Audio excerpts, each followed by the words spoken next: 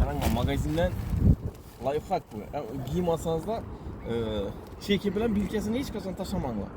Bize bu katon magazinden turist giyimler alar edik ama jemper alıyordum. Karanga 3200 rubl. Akşam gelip karasak 1000 soma düştü. Garanti 14 gün edi. Bize 12 gün oldu elim ona. Kaytattan ek geldimden tapşırıp yine satıp aldım şu nersen. Keyin jaket alıyorduk şu markada endi. Jaket alıyorduk. Jaketni 5000 so'mdan alıyorduk. Zo'r jaketdan. 50% skitchasi bilan 2,5 so'mga tushdi. Cheki bilan bilkasini hech qachon tashlamanglar. 14 kun ichida garantiyasi bor. Etari vazvrat etdim. Vazvrati 5 kun ichida tushadi. 5 kun ichida tushadi. Vazvrat etdimdan boshqatdan pul to'lab oldim buni hozir.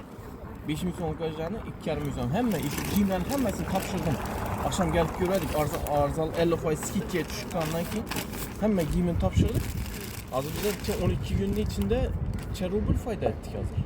Tapşırıp kayıttan aldık. 4600. 4600 ha. 4600 son. Zaten 5 günden sonra düşer. 4600 yani. 5 günden sonra düşsün. 4 günden sonra düşsün. 4600 rubl bizden sonmayı saklandı. 600 bin son pul botturdu. Algan nerseyizde eğer şu dükkana geri olsanız hem mözünü saklap koyun. Giyimiz arızallanan olsa sırası. Gelip tapşırığında kayıttan 1 minut içinde. Şimdi tapşırasız yine kayıttan satıp alışı vereceğiz.